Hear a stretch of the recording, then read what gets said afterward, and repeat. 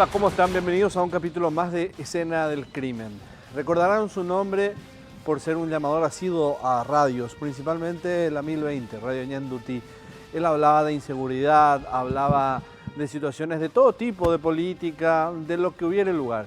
Era un hombre que ya en el retiro se concentraba en eso, ¿no? En ser un llamador, en ser un oyente de radioemisoras AM, generalmente por la tarde. Leoncio Piatti, un hombre de 60 años, que en esa, digamos, lucha social de criticar siempre y ácidamente, de ser siempre efervescente en sus palabras, hasta inclusive rayando muchas veces lo violento, de alguna manera en palabras, llegó a ser un asesino.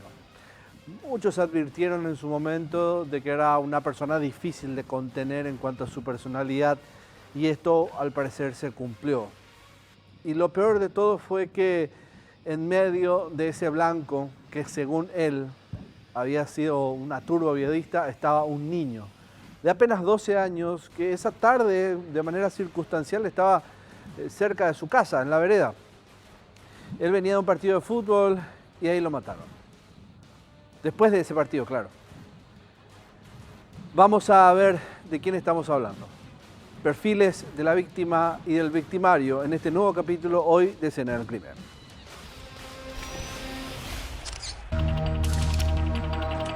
Perfiles. Víctima. Nombre: Josías Adán Valiente Ovelar.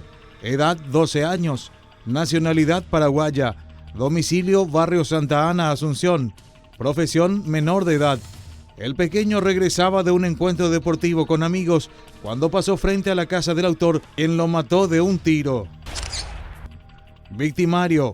Nombre: Leoncio Piatti Aranda. Edad: 61 años.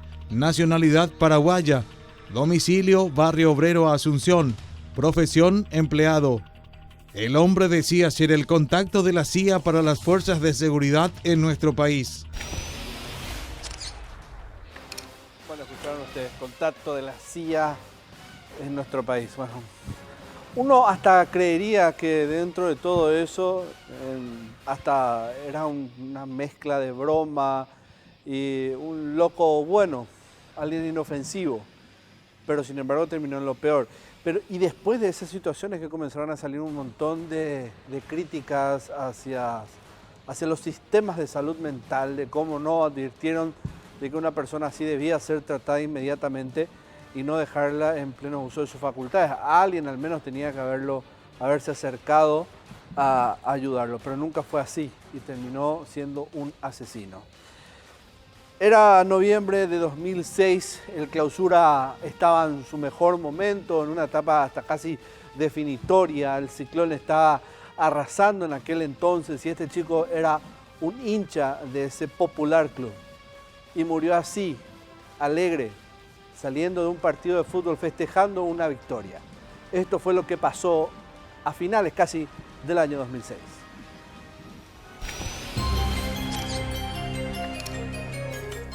¿Qué pasó?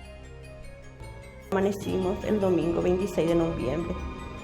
Se fue él a la mañana y me dice, tía, hoy es tu cumpleaños. Me dijo, sí, papi. Hoy se entrega a Cerro su copa, mi hija. Sí, papi. Tía, yo ya le pedí ya a mi papá permiso, vamos a irnos, ¿verdad que me vas a llevar? Me dijo. Almorzamos todos juntos, después me recuerdo bien las 2 de la tarde, eran cuando yo le dije, mira, tenés que bañarte ya tomar tu baño, prepárate que tu tía ya se va a ir las 4 por ahí, le dije. Él venía y se iba. Tía, ya es hora, tenés que levantarte ya, bañarte, yo ya estoy ya, me dijo. Bueno, papi, ¿le pediste ya permiso? Sí, yo ya tengo ya en mi mano un permiso porque yo tengo que ir a ver las copas del cerro. Ese es mi sueño, tía, me dijo. El ocaso de a poco se iba apoderando de la tarde del domingo 26 de noviembre de 2006. Los corazones azulgranas saltaban de alegría. El Ciclón había vencido por 3-1 a Luqueño y el regreso a casa fue emocionante para Josías Adán Valiente Ovelar. El menor de 12 años seguía emocionado. A flor de piel, su cuerpo despedía alegría. Acompañado de un primo, su madrina y su tía, Silvia Riveros, Josías regresaba a pie a su domicilio como muchos otros habían decidido hacerlo para aprovechar el trayecto para festejar. Pues venimos caminando, así hablando sobre partidos, César, Yanina y Josía. Después alcanzamos la vedera de Piatti. Al filo de las 20:30 horas, una parada a la cabina de un teléfono público ubicada sobre las calles Parapití y 20 proyectadas del barrio obrero se convertiría en el preludio de una horrible tragedia que marcó a todo el pueblo cerrista. Y él se tropezó y hizo un ruido muy fuerte por el teléfono. Papi, deja nomás, yo voy a alzar, vamos nomás, papi, le dije, camina así que vamos. Cuando dio 2 pasos del teléfono, ahí el señor ya salió con su pistola, directamente le disparó a él. Un pistolero desconocido salió de su casa, fue directo a donde estaba el niño, apuntó hacia Josías y dejó escapar de su tambor una bala. Aquella alcanzó en la cabeza del pequeño Adán, que cayó contra el suelo. Un estallido de gritos alertó a todo el barrio. En cuestión de segundos, vecinos, lugareños y familiares del niño llegaron al lugar, mientras José Adán era trasladado al Hospital de Emergencias Médicas, actual Hospital del Trauma. Abrió su puerta y ahí entre las rejas le disparó. Por atrás, José estaba atrás porque se dio la vuelta, me miró. No es un tiro al aire ni de arriba ni nada. Después, ahí cuando le disparó a él, Dios mío, ¿qué es lo que le hiciste a mi hijo, Señor? Mira lo que le hiciste, le dije. Y ahí abrió su reja, salió ahí, agarró el tubo del teléfono como para romper todo. Y le dije, Señor, por favor, ¿para qué vas a hacer así? Le dije, para acusarle a esta criatura, Miranda, en vez de ayudarme. Llamaron a una ambulancia, un 911, Señor, por favor, dejana ese tubo y ayúdame, Dios mío, Miranda, lo que le hiciste. Y ahí yo ya pedí socorro. Yo ya no me sentía más y me fui yo atrás. El Señor le di, así como para hacerle, Señor, por favor, le di. Ahí cerró la puerta por mi casa. Después mi hijo se fue corriendo ahí en la comisaría 21. Vino su comisario. Señora, rápido, vamos a alzarlo, rápido, me dijo. Yo no podía alzar, no tengo más esa fuerza. Y me ayudó el suboficial y no sé yo quién más lo que estaba ahí, pero sí que alzamos. Yo puse acá su cabeza, nos fuimos. Llegamos a la emergencia médica. Agentes de la comisaría 21 Metropolitana llegaron sin demora y rodearon el lugar para evitar que el pistolero volviera a atacar o la furiosa turba que se empezaba a aglomerar cometiera alguna indiscreción contra el francotirador o un conocido llamador de radios con fama delirante que posterior a realizar el disparo pegó un telefonazo a Radio Ñandutí para informar que supuestamente una turba oviedista sitió su casa. La tensión se sentía en el aire. La policía no lograba controlar a la multitud, que no era precisamente oviedista. Ellos pedían su cabeza, mientras desde su domicilio, el autor del disparo, Leoncio Piatti, amenazaba con seguir tirando. 2 horas duró aquel largo incidente y cerca de la medianoche se confirmaba la muerte de Josías Adán y Piatti se convertía en asesino. El mismo hombre que decía luchar contra la inseguridad había teñido sus manos de sangre. Vecinos del sexagenario aseguraban que no era la primera vez que un episodio de esta índole protagonizaba aquel personaje, pero entre todos fue el peor, porque aquel día concretó lo que muchas veces había amenazado: acabar con la vida de un niño que osó a acercarse a su vereda. Vecinos se quejan todo de él, porque es un loco, un asesino, dice, pero nada no se puede hacer por él porque es miembro de político, dice, no, Duarte Bruto, dice, los vecinos no pueden hacer nada, dice.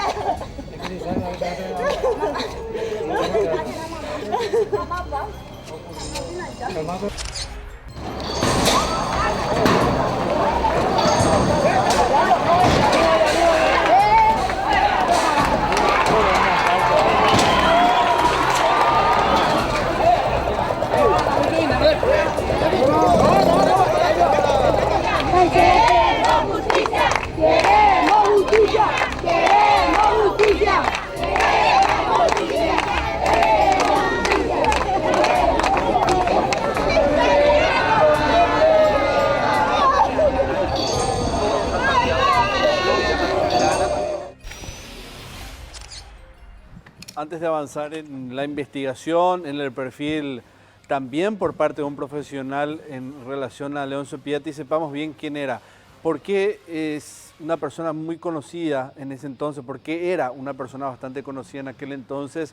¿Era solo un llamador de tantos, digo, a la radio? ¿Era de aquellos que solo hacía ese deporte de llamar a programas de amplitud modulada, a quejarse, a presentar una denuncia?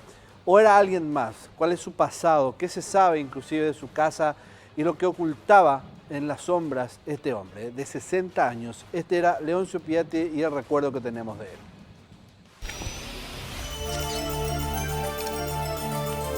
¿Quién fue Leoncio Piatti? Leoncio Piatti era un personaje conocido por sus vinculaciones en organismos de seguridad, pero también era una célebre figura del barrio obrero que se ganó la fama de prepotente debido a sus arranques violentos en que amenazaba hasta niños cuando pasaban frente a su domicilio. El hombre, de entonces 61 años de edad, activaba en grupos vinculados a organismos de seguridad pública, representaciones vecinales y hasta fue veedor de justas electorales por la Organización de los Estados Americanos. Su figura emergió tras la caída de la dictadura de Stroessner en febrero del año 1989, durante la cual se refugió en la Argentina. Según él, trabajó en la Cámara de Diputados de ese país, donde se jubiló, y con nuevos aires de democracia decidió regresar al Paraguay, donde vivía cómodamente con el dinero que recibía de su retiro laboral. Su esposa vivía en Clorinda, pero él ya era separado hace mucho tiempo, vivía solo en la casa. Eso es lo que supimos de él. Pero cuando fue el juicio oral sí que vino su hija. Pero la señora y el muchacho no vinieron. Era un amante de las armas e integrante de la Comisión Nacional de Seguridad Ciudadana del Ministerio del Interior, donde acompañó los trabajos en ciudades y localidades del interior, capacitando a comisiones vecinales para construir bandas de civiles armados. Para esto conseguía ayuda y apoyo de infraestructura mediante sus contactos. Y el mío se llama Foro Ciudadano contra la Corrupción e Impunidad. Presentamos unas 50, 60 organizaciones tratando de colaborar con la seguridad ciudadana en combinación con la Policía Nacional y con la Fiscalía. En su tarjeta personal aparece como asesor de seguridad nacional presidencial y como miembro del Foro Anticorrupción según el decreto 22.043.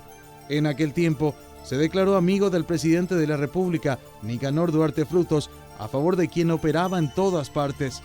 Decía ser miembro de la Red de Contralorías Populares y Derechos Humanos Regional del Sur de las Naciones Unidas, la OEA, el Escudo de Estados Unidos, del Ministerio Público y de la Presidencia de la República. Era un empedernido llamador de radio. También llamaba a los demás medios de comunicación, afirmando que tenía fehacientes pruebas de actividades de Al Qaeda en nuestro país, evidencias que nunca mostró. En contacto con los medios, insistía en afirmar que tenía vínculos con la CIA y el FBI de los Estados Unidos y una venia especial del entonces presidente de ese país, George Bush, para desarrollar investigaciones locales contra la mafia.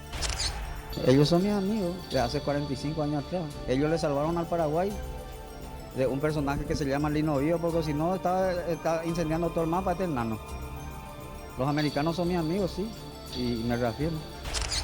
Personas cercanas al hombre revelaron que él se encontraba bajo tratamiento psiquiátrico, pero que esto no le impedía realizar sus actividades normalmente. Debido a su carácter y personalidad, tuvo conflictos con miembros de todos los espacios que ocupó. A principios de noviembre del año en que pasó de ser un prepotente personaje a un asesino, había realizado una denuncia contra la Municipalidad de Asunción y vendedores del Mercado 4 por obstrucción al tránsito.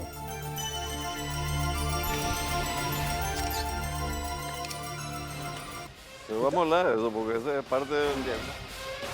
Justamente está con nosotros el doctor Fresco, ustedes ya lo conocen, siempre está predispuesto para analizar un poco con nosotros el perfil de muchas personas involucradas en hechos de sangre.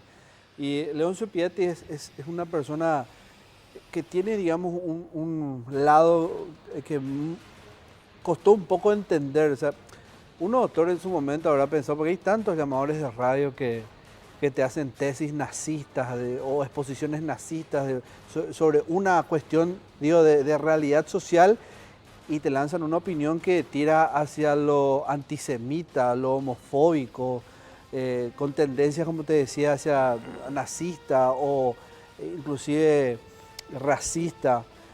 Y Piatti era un hombre, sin embargo, bastante llamativo dentro de todo su perfil, porque él, por ejemplo, se calificaba como una especie de agente de la CIA o informante de la CIA, que es la Agencia de Inteligencia Americana en nuestro país, en aquel entonces, digo, ¿verdad? Y muchos dicen que él sufría ese delirio de persecución, ese estado psicótico o paranoico de su personalidad. ¿Vos lo llegaste a examinar alguna vez? ¿Tuviste tiempo de leer un poco su expediente o conocer su caso, doctor? No, en realidad yo conozco el caso por los medios, por la prensa. Hubiera sido interesante que pudiera leer el expediente para ver los colegas que hicieron el análisis con él, lo evaluaron. Porque desde el punto de vista de la psiquiatría o la salud mental, hay una parte que es clínica, que es para tratar pacientes. Ahí interesa la enfermedad que tenés para ver qué tipo de tratamiento se le puede hacer. Y la otra parte es esta cuestión forense, que es la evaluación del estado mental de la persona en el momento que haya cometido un hecho ilícito, un hecho punible. Entonces, cuando vos decís paranoico, paranoia, la paranoia significa que la persona tiene un pensamiento de contenido persecutorio. Quiere decir, me persiguen, me quieren hacer daño, me quieren matar, etcétera, etcétera. Y ese pensamiento puede aparecer en varias patologías. Por ejemplo, puede aparecer en la esquizofrenia paranoide, que es un tipo de locura, digamos, que aparece en personas jóvenes, se deteriora progresivamente, etcétera. Ese es el clásico loco, digamos. Puede aparecer en el trastorno de personalidad paranoide, que es una persona aparentemente normal, puede tener condiciones de liderazgo, pero siempre tiene esta cuestión de sospecha, que me quieren hacer daño, me Duda de joden, todo el mundo. duda de todo el mundo, celos injustificados, etcétera, pero no llega a tener un pensamiento delirante de manera permanente. Puede tener crisis delirantes. Estas personas están, perdón que le interrumpa, pero, y después continuamos, ¿verdad? ¿Estas personas están disociadas de la realidad o perfectamente ellos se ubican en tiempo, espacio, entienden muy bien lo que ocurre dentro del contexto mismo de sus vidas, alrededor, lo que ocurre en lo político, en lo social, en lo económico? ¿No hay problemas con eso? Si hablamos de esquizofrenia, por eso te digo, el pensamiento paranoide es un síndrome. Y en el campo médico, un síndrome se identifica por un conjunto de manifestaciones que puede tener diferentes causas. O sea, este contenido paranoide, la paranoia, como te decía, puede tener esquizofrenia paranoide, entonces la persona está loca, no va a tener criterio de realidad, lo que piensa, puede tener alucinaciones auditivas, puede tener muchas cuestiones. Vive en un mundo al parecer paralelo. Totalmente psicótico, digamos. Okay. El trastorno de personalidad paranoide comparte la desconfianza y este tipo de persona con trastorno de personalidad no está disociado de la realidad como me planteas en el psicótico. O sea, entiende muy bien lo que está pasando alrededor. Entiende lo que está pasando, pero tiene esta perspectiva de sospecha de todo el mundo. Sí. Y este tipo de persona puede tener momentos psicóticos, puede tener momentos de descompensación. Puede ser también una persona que consuma sobre todo cocaína o cualquier otra sustancia psicoactiva, que también puede hacer momentos psicóticos por un delirio persecutorio. Por ejemplo, la cocaína. Potencia. Consumen cocaína y se vuelven paranoicos, persecutorios, que viene la cenada, etcétera, etcétera. Puede aparecer también en personas con demencia, que son personas de edad. Olvidan las cosas y entonces interpretan que no encuentran algo y dicen me robaron, etcétera, etcétera, y desarrollan una complicación paranoide. Entonces, en el caso que algunos colegas dijeron que no era psicótico, probablemente le evaluaron como una persona con un trastorno de personalidad, con algunos rasgos que son tipo borderline. Digamos que hay una característica que algunas personas no están totalmente locos, pero no son normales. Esas son estructuras de personalidad limítrofes, le dicen, que puede tener un componente paranoide que en algún momento se puede descompensar y hacer un brote psicótico. Ahora, yo leí en la prensa que este señor dijo que en realidad no le quería matar, pero le quiso asustar y entonces el chico se movió o una cosa así, ¿verdad? Entonces quiere decir que tenía perfectamente la idea que lo que hizo es que metió la pata. Porque si hubiera sido psicótico, así, loco, digamos, no iba a tener esta necesidad de justificar lo que hacía de esta forma. Tampoco iba a entender lo que ocurrió. Claro. Ni iba a tener conciencia sobre... No no. iba a poder inventar o mentir, lo que quiero decir. Si hubiera estado psicótico, delirante, digamos, él iba a entender que lo que hizo estaba bien porque evitó un mal mayor dentro de un Sí. pensamiento delirante. Dentro de lo que él cree que es su realidad. Claro. Ya. Cuando quiere justificar diciendo que en realidad no le quería matar, etcétera, entonces ya ahí ya es como para dudar.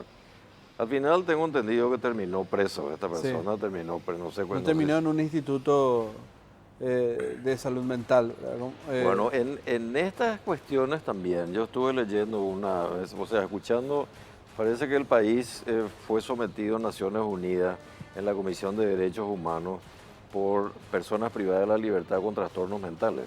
Ajá. Una persona que tiene trastorno mental definitivamente no puede estar presa, no puede. Si la persona hizo algo porque estaba loca, digamos, hablando bien y pronto, no se le puede castigar por eso. Debe ser tratada. Entonces, claro, tiene que ofrecérsele una posibilidad de recuperación, etcétera, para que salga, si es que tiene una enfermedad que se cura. Pues si no es peligro para sí mismo, inclusive. Para sí mismo, para el vecindario, para el barrio, alrededor, etcétera. ¿No? Entonces, las cárceles, solamente las personas que en el momento que cometieron el delito estaban en pleno uso de sus capacidades mentales tienen que terminar presos. Y las personas que por su estado mental no pudieron discernir, etcétera, eso tiene que ser derivados a tratamiento, ya sea ambulatorio o en caso que sean unas personas potencialmente muy peligrosas, que también las hay. Entonces hay que ver la posibilidad de una institución especial de corte psiquiátrico para que estas personas estén privadas de su libertad en condiciones hospitalarias. Muy bien, doctor. Le agradezco por el tiempo, siempre muy claro, Se nos fue, bueno. contundente. Yo sé que el tiempo es poco y que esto merece inclusive un análisis más profundo. Me quedó en el tintero, por ejemplo, qué puede provocar este tipo de situaciones. Pero también esta historia tiene una continuidad, ¿verdad? Le invito a ver inclusive quién era este pequeño, ¿verdad? Que, donde uno inclusive puede entender lo mismo que vos estás diciendo ahora. No había un nexo entre el victimario y la víctima. Nunca este chico pudo haber hecho algo que le haya motivado al matarlo. Inclusive una de las excusas que dio Piatti en aquel entonces es que él lo único que le molestó fue que estaba ocupando su vereda en ese momento. Este es el recuerdo que tenemos de este pequeño de 12 años que falleció a manos de este hombre.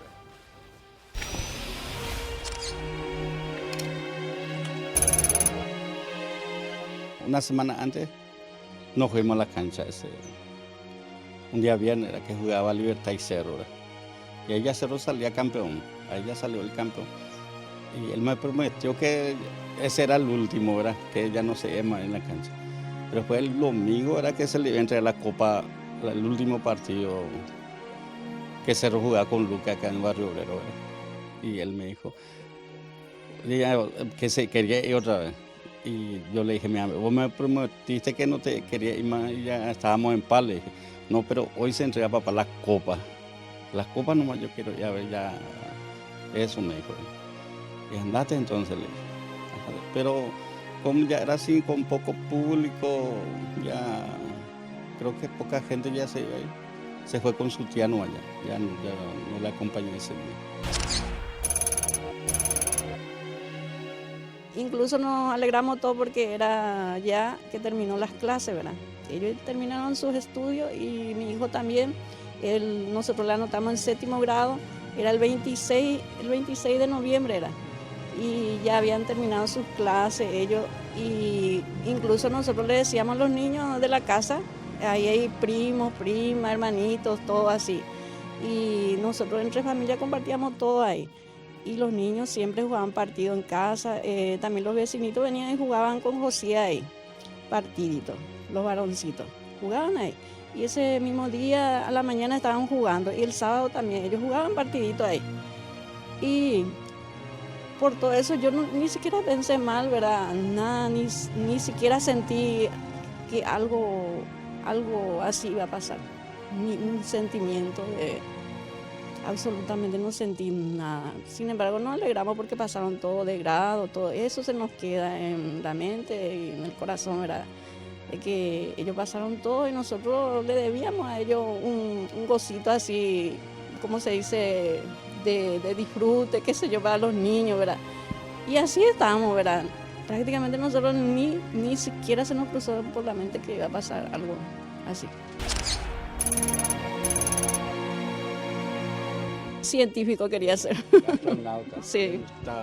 Le gusta la astronomía y los robots. Y teníamos un amigo, o sea, hasta ahora tenemos contacto con nuestro amigo que está ahora en Estados Unidos. Vino del Cuerpo de Paz y se hizo muy amigo de él. Y nuestro amigo Andrés Dal se llama. Andrés Dal le decía, mi hijo. Y, que le iba a terminar tu estudio, salva este año y te llevo en mi país donde están los cohetes y los robots.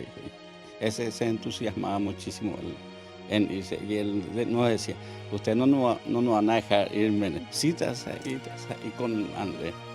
Esa era su pasión. Hasta ahora le guardo su robot y eso acá. Su robot y su cohetito y eso. Él guarda todo eso.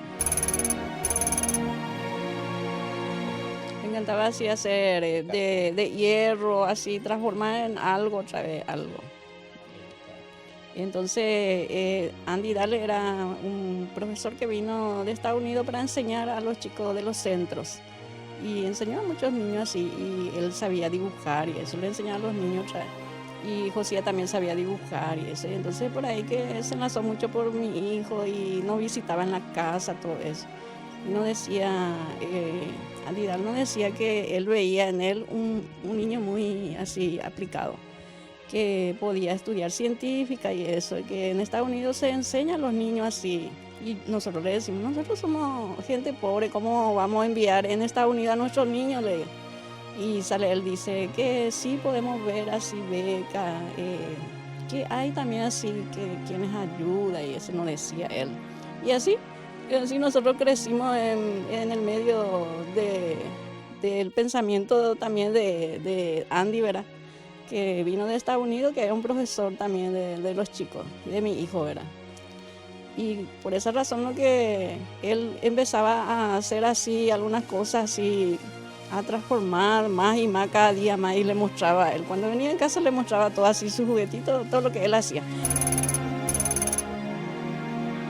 Le gustaba hacerlo, pero no estiraba para ser futbolista. Pero sí que le apasionaba, hacerlo le apasionaba a él. Hasta ahora tengo su canchita acá, te voy a mostrar, que él hizo de palito de helado, ¿verdad? Y hizo tan bien, y después yo le dije, haceme uno de Olimpia, te voy a pagar 20.000. Le di. Y después le consultó a su tío, que era su confidente, uno de sus tíos. Le dijo, cóbrale. No le voy a hacerle. No le voy a hacerle. No me hizo de acá. Pero sí que hizo la canchita de cero. Y hasta ahora le guardo eso que le pongo un esquinero. Él no era así de mimado, te abrazaba, nada, así de muy reservado era él así. Eso es lo que era él. Y se encerraba mucho en su astronomía, te digo. Eso era. Nunca nos quebrantaba en la calle, ni que se iba a jugar en la calle, nada. Cuando él vivía todavía compramos esta casa, ¿verdad? Y empezamos a construir, y después él vino una vez y me dijo, papá, hacemos una pieza aparte para mi lugar de el laboratorio, me dijo, porque Janina, que es su hermana, es tocona, güey. Así para ya que Janina no toque mis cosas, decía. Y bueno, le dije, te voy a hacer una pieza aparte para vos, le dije. Vamos a una pausa muy breve y al volver tenemos más detalles de la investigación. Todo esto que forma parte de un doloroso recuerdo que nos trae después al análisis de la salud mental en el Paraguay por un lado y la seguridad por el otro. ¿En manos de quién dejamos muchas veces las armas de fuego? Corte y enseguida volvemos.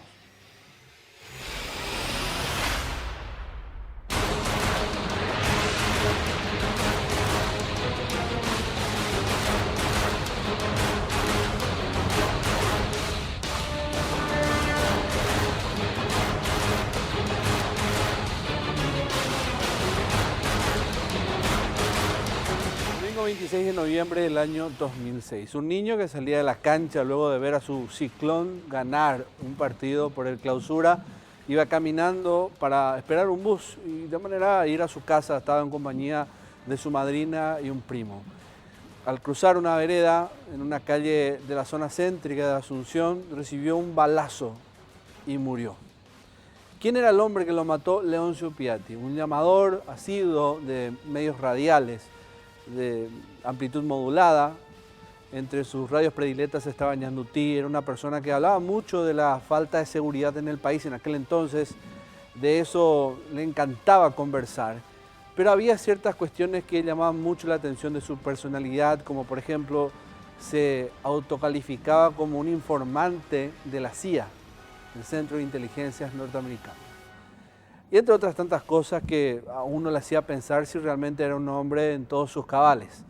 En aquel entonces reconoció haber disparado, justificó eso y terminó preso. Pero antes de pasar a ese nivel de la investigación, veamos primero qué fue exactamente lo que le pasó a este chico y cómo falleció. Esto en Heridas que Hablan.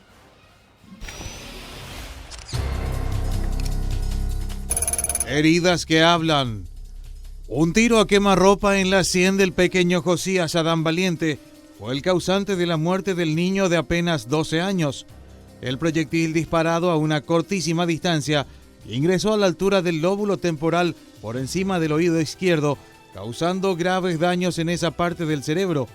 Al ingresar la bala se fragmentó en varias partes. La agónica muerte del pequeño se extendió por varias horas.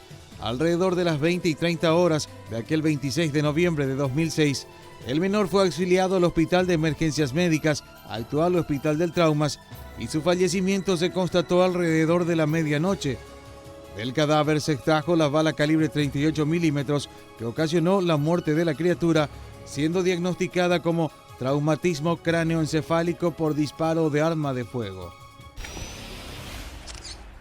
Y ahora nos acompaña el comisario Viviano Machado. En aquel entonces era jefe del sistema 911, del sistema de llamadas de emergencia. Fue también comandante de la Policía Nacional, pero en aquella oportunidad, como les decía, él estaba como un jefe de una dependencia policial. Su participación fue clave en aquel entonces, comisario, porque lograste convencer a Piatti que desista de su intención de continuar disparando, porque era lo que amenazaba en aquel entonces. ¿Cómo hiciste para convencerlo? Bueno, la verdad que era un día, fin de semana, aparentemente todo normal. Nosotros teníamos sectores en donde cada personal tenía la cobertura de una área específica. Y me acuerdo que nosotros ejercíamos el control operacional, nos movíamos hacia distintos sectores, especialmente hacia donde ocurría incidentes más relevantes para poder acompañar al personal asignado hacia esa zona. Pero como ocurría todo normal, entonces nosotros con nuestros móviles estábamos hacia la zona de Mariano Roque Alonso, Puente de Remanso. El operativo retorno a los hinchas. Exacto. Y cada patrullero tenía el incidente o el lugar específico para estar en la cercanía, no en forma permanente, sino que rondando la cercanía de los estadios. En este caso había el partido en el estadio del Crucero Porteño. Claro, porque era hasta de mero trámite ese partido, de Cerro era campeón. Ya era todo, pero igual siempre teníamos nosotros ya un estándar de procedimiento en donde hay concurrencia de personas, entonces nosotros apoyábamos en las inmediaciones, porque normalmente la gente entra en los estadios, se olvida de sus pertenencias, una serie de cosas, mientras tanto los patrulleros, motociclistas que estaban a nuestro cargo rondaban la zona para evitar hechos punibles. Y en un momento dado se tuvo conocimiento del incidente, ¿verdad? Y ocurrió una situación porque el partido estaba terminando y cuando se supo de lo que ocurría, entonces todos los aficionados que estaban en el partido, la mayoría, difícilmente que sea todo, pero la mayoría se dirigieron hacia el lugar donde ocurrió el incidente. Cuando tuve conocimiento, enseguida verifiqué el directorio de mi teléfono y encontré que tenía el número de teléfono del señor Pillati. Hablé con él por teléfono, felizmente tenía llegada, él se comunicaba permanentemente a través de los medios masivos de comunicación social, como también trabajaba en un grupo que conformaba comisiones vecinales de seguridad. Y así nosotros tuvimos una casi permanente comunicación también con él. Y yo tenía una muy buena llegada con él y especialmente con todos los sectores con quienes trabajábamos o procurábamos al menos tener una llegada como corresponde. Cordial y amena. Exacto. ¿verdad? Entonces le llamé y me comentó que estaba en una situación un poco dificultosa y que temía por su vida. Él me habló que temía por su vida, pero que él no iba a entregarse. Que si bien ya ocurrió, ojalá que no ocurra lo peor, me dice, porque si es que ellos me atacan, yo tengo que defenderme y estoy preparado para En defenderme. ese momento Josiah todavía no había fallecido, en el reporte oficial no había. No, no se sabía todavía el resultado final, ¿verdad? Entonces yo le alenté de que ya fue trasladado, todo eso. Él ya también verificó, llamó por teléfono de emergencias médicas, toda esa información él ya lo tenía también. Entonces le dije que pare de disparar. ¿Y qué va a pasar si ellos me atacan? Porque ellos están viniendo a atacarme, entonces yo no voy a tampoco, yo tengo que defenderme, voy a defender mi vida hasta lo último. Y ahí le dije que por favor pare de disparar y que yo voy a estar con él. Y usted me va a garantizar que ellos no me van a atacar, me dice. Y bueno, no te puedo garantizar, pero voy a hablar con ellos. Y además de eso, si te van a atacar, me van a atacar también a mí porque yo voy a estar con usted. Entre paréntesis, comisario, hay entre 300 a 500 personas, hinchas de fútbol, sí, de diferentes barras de Cerro Porteño. O sea, no era menor la presión que tenía usted y él también. Y también ya venían no solamente lo de la barra, sino que el vecindario vino, como era una situación. De los vecinos, exacto, aparte de los hinchas de los vecinos. Así mismo. Y llevó su tiempo en llegar junto a él y cuando estaba llegando le llamé otra vez y dudó para hacerme pasar en su casa. Y le dije, no, es lo que nosotros conversamos. Esto es por el bien de todos y también es por el bien de usted. Acá no va a pasar nada, el hecho está, la gente está reclamando, pero no podemos, ya hay una persona malherida, una víctima y no podemos continuar con eso. Bueno, hablando, concedió otra vez para que entre, que me iba a abrir la puerta y le exigí que prenda la luz porque él estaba en la oscuridad permanente. Y me dijo que no iba a prender la luz porque ahí le iban a poder ubicar. Pero cuando yo entré era una oscuridad inmensa en su pieza, era medio, digamos, especial su compartimiento de la casa. ¿Qué había en la casa, comisario? ¿Qué vio? Y no, en principio no se veía absolutamente nada. Y ahí le exigí otra vez para que prenda la luz. Y me dijo, tomá, me dijo la luz. Tomá. Y me pasa un fluorescente circular. ¿Y cómo se prende esto? Y buscá ahí. Había sido que uno tenía que ir a enchufar y prender. Era un fluorescente portátil. Portátil. Él, cuando se va a ir a una pieza, lleva su fluorescente, enchufa y ahí tiene luz.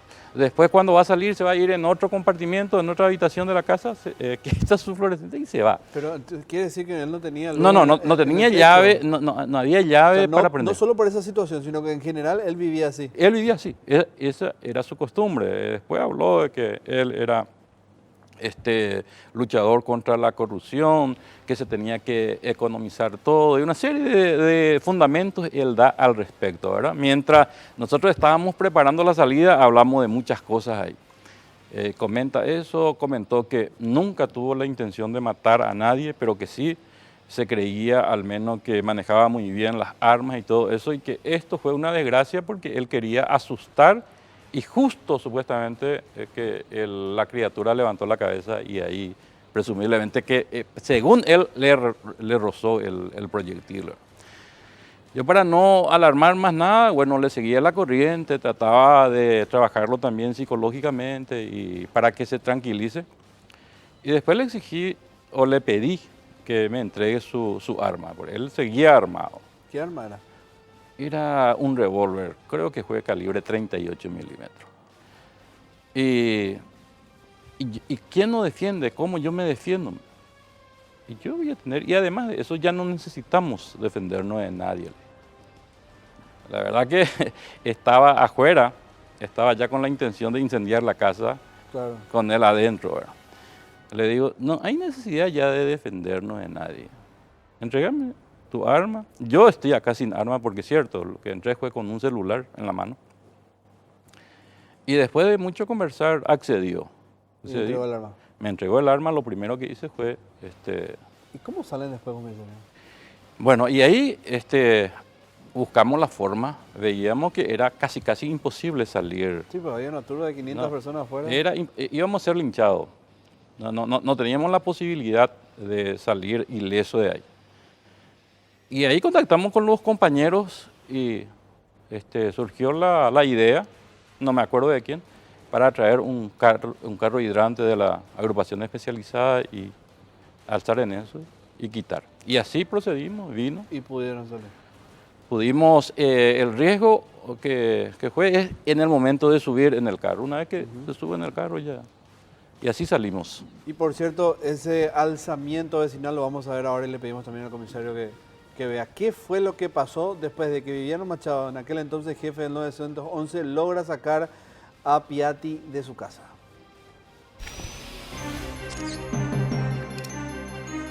Levantamiento vecinal.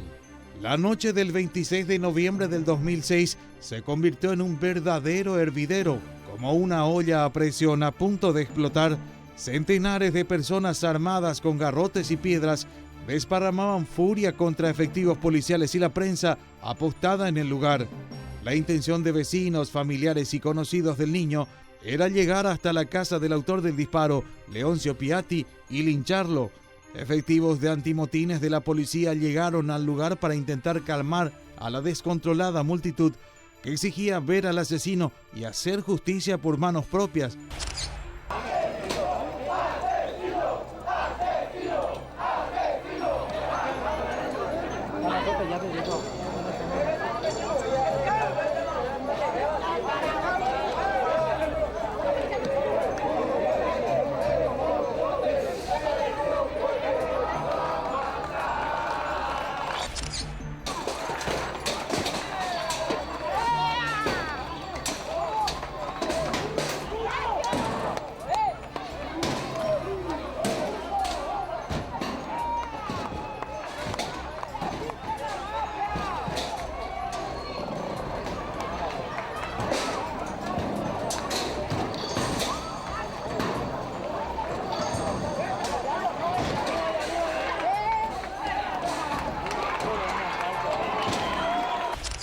Una verdadera batalla campal se generó rápidamente. Cascos azules intentaban evitar el avance de los manifestantes, mientras otros policías tiraban contra ellos balines de goma y agua con carros hidrantes. Desde un balcón, Leoncio Piatti amenazaba a la turba con reprenderlos a tiros. Los uniformados alzaron a Piatti a uno de los carros hidrantes de la agrupación especializada y tras sortear el iracundo gentío, lo sacaron del lugar y lo trasladaron hasta la comisaría primera metropolitana, ubicada en inmediaciones del ex hospital de clínicas en Sajonia.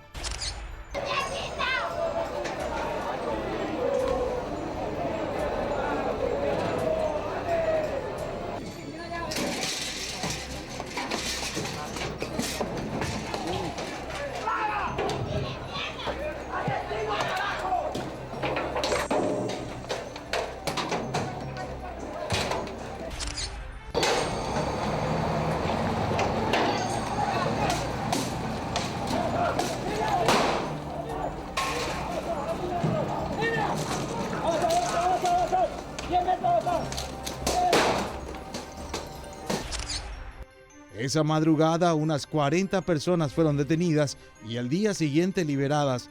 Todos fueron trasladados hasta la agrupación especializada y acusados por perturbación a la paz pública.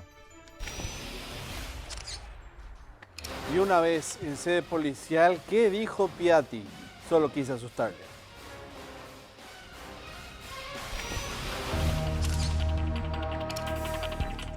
Solo quiso asustarle, dijo. Una serie de incoherencias fueron las que expuso Leoncio Piatti sobre los motivos por los cuales atacó al niño. Él intentó justificar de impensables maneras el hecho, una de ellas asegurando que Josías Adán murió porque Dios así lo quiso. Yo estaba descansando en mi hogar tranquilamente como suelo hacer sin ofender a nadie. Tratando de descansar un poquitito el domingo, por lunes tenemos actividad y en mi casa se fueron la primera turba, se fueron y rompieron mi ventana. Y al bajar yo de arriba vengo, abro el portón y me encuentro con que está manipulando el teléfono público, un patrimonio del Estado, y trato de defender eso. Desde atrás de las rejas del calabozo de la Comisaría Primera Metropolitana, el criminal admitió el hecho, pero dijo que sus intenciones no eran acabar con su vida, sino solo asustarlo. Dijo ser experto en tiros, pero que intentó disparar al aire y el tiro se le escapó en la cabeza del niño. Según él, todo fue producto de una triste desgracia. Yo un tiro tiré al aire y otro le tiré acá. Si el pendejo se fue así, y bueno, si a eso se considera perder el tiro. Y la que tengo registrada, no solamente acá. Justamente una arma americana, procedencia, número serie americano, en mi hueso, marca a la derecha. Piatti dijo que solo quería hacerle un timpaneo, es decir, intentó que el proyectil solo rozara su oreja para que se pegue un buen susto, pero que supuestamente el niño se movió tratando de esquivarlo y fue ahí cuando se alojó en su cabeza. Piatti reafirmó que solo fue una triste desgracia y que a sus 61 años tuvo el trágico tropiezo. Breve corte y última parte de escena del crimen.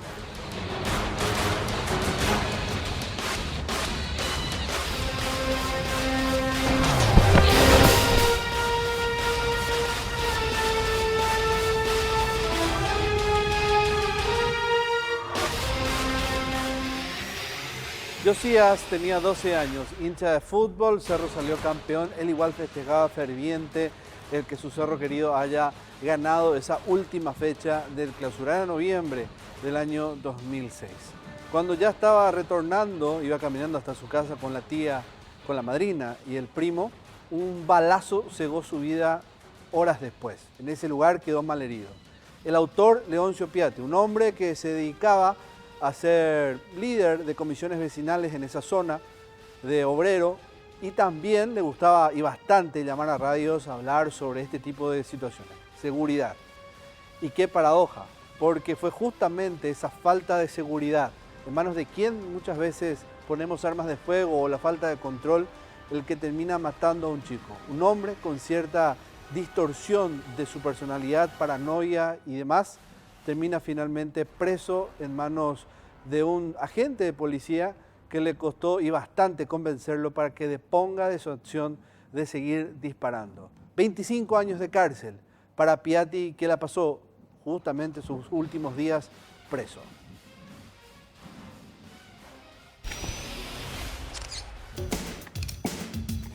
La condena. 2 años y 3 meses después del asesinato, Leoncio Piatti se enfrentó a los tribunales. El 19 de febrero del año 2009, el criminal fue condenado a 25 años de prisión. El tribunal de sentencia, representado por los magistrados Leticia de Gasperi, Víctor Hugo Alfieri y María Dovi Báez, apuntó una decisión unánime. Dispuso además que Piatti guarde reclusión en la Penitenciaría Nacional de Tacumbú. Lejos de aquel personaje prepotente y algo pasado de peso, con un rostro delgado, tranquilo y jovial, llegó Leoncio al juzgado de San Lorenzo. En el estrado declaró que esperaba que se haga justicia. También tuvieron la oportunidad de declarar los psiquiatras y psicólogos que lo trataron. Todos coincidieron en que Piatti sufría trastornos mentales, pero que estos no le impiden discernir entre lo bueno y lo malo. Dijeron que sufría de trastorno de paranoia, pero que eso no influía para que reaccione en forma violenta. La Junta Médica dijo que Piatti mencionaba falsamente que tenía amigos influyentes a fin de sentirse una persona amenazante. Su sentencia fue confirmada en marzo del año siguiente. Murió tras las rejas. En la mañana del 27 de enero del 2016, una noticia sorprendía al país. Leoncio Piatti se desvaneció en su celda del penal de Tacumbú y fue trasladado hasta el hospital de Barrio Obrero. Minutos después de su llegada al nosocomio, se confirmó su deceso a causa de un paro cardiorrespiratorio. Y así terminó sus días Leoncio Piatti en una cárcel. Y les decía, creo que el mensaje un poco de todo esto nuevamente es la salud mental, la estructura que debe tratar este tipo de situaciones y las alertas que dan las personas que la padecen. Y también el otro aspecto, en manos de quienes están las armas de fuego y por qué no las armas blancas también, pero las de fuego principalmente en nuestro país. La falta de control total que sigue existiendo. Llegamos así al final, a otro capítulo de Escena del Crimen, sin antes despedirme y agradecerle siempre a la familia Óptica Carrón, que están ahí en Cerro Corá y Tacuarí. Muchísimas gracias por acompañarnos siempre aquí en Escena del Crimen. Lo que estoy luciendo son marcos súper cómodos. Usted recuerde que nombrando el programa Escena del Crimen tiene 30% de descuentos en la óptica de cualquier tipo de marco y producto que ahí se esté comercializando. Muchas gracias por la compañía de siempre y no se olvide, vuélvanos a ver en nuestro nuevo horario de repetición los domingos a las 16 horas. Adiós.